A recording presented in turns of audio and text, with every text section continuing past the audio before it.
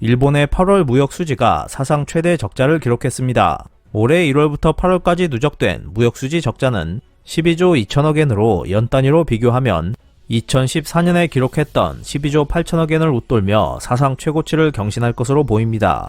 엔화 약세와 원자재 가격 상승이 겹치면서 일본의 수입액은 크게 늘어난 반면 엔화 약세에 따른 수출 효과는 제한적이고 수출은 주춤거리고 있는 모습입니다. 더군다나 C19 사태도 계속 이어지고 있어서 일본의 앞날은 더욱 어두워지고 있습니다. 지난 9월 15일 일본 재무성이 발표한 8월 무역 통계 속보치에 따르면 수출액은 전년 동월 대비 22.1% 증가한 8조 619억엔, 수입액은 49.9% 급증한 10조 8,792억엔이었습니다. 이에 따라 수출액에서 수입액을 뺀 무역 수지는 2조 8,173억엔 적자로 집계되었습니다. 이는 비교 가능한 1979년 이후 단월 사상 최고치를 기록한 것이었습니다.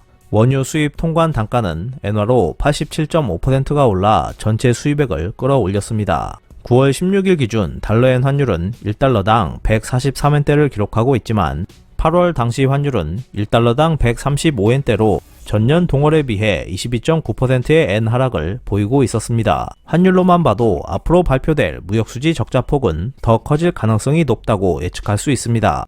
내각부가 9월 15일에 추산한 수출입 수량 지수의 계절 조정치를 기초로 일본의 무역 움직임을 보면 수출은 전월 대비 3.2% 밑으로 하락했습니다. 미국 수출은 13% 상승세를 보였지만 유럽으로는 15.5% 감소했고 아시아도 7.4% 떨어졌습니다. 급격한 인플레이션 등으로 유럽 경기에 그늘이 드리운 데다 제로 감염자 정책을 내세우고 있는 중국의 일부 도시에서 엄격한 행동 제한이 이루어지고 있는 것이 일본에도 영향을 준 것으로 보입니다. 네덜란드 경제정책분석국이 발표하는 세계 교역량은 올해 6월 기준으로 C19 전인 2019년 평균을 9.5% 웃돌 정도로 회복했습니다.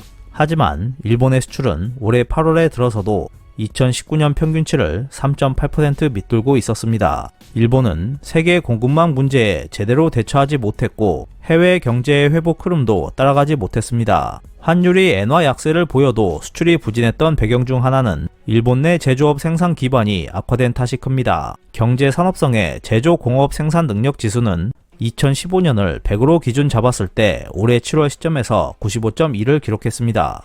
이는 C19 사태 전인 2019년 평균을 3%나 밑도는 수치였습니다. 일본 내 제조업 생산 능력은 리먼 사태 이후 설비 투자 유보, 해외 이전 등으로 계속 축소되면서 생산 능력 지수는 1984년경 수준까지 떨어졌습니다. 엔화 약세에 따른 단순한 수출 확대 효과를 노릴 수 있는 산업 구조도 사라져 버렸습니다. 미국을 비롯한 세계 각국이 금리 인상의 속도를 내면서 불안감은 커지고 있고 중국도 제로 감염자 정책을 유지할 것으로 전망되고 있으며 아시아 전체 공급망도 불안정한 상황에 놓여 있습니다. 이러한 국제 정세로 인해 일본의 무역 적자 국면은 더욱 길어질 것이고 2022년도는 분명 과거 최대 적자액을 기록하게 될 것으로 보입니다.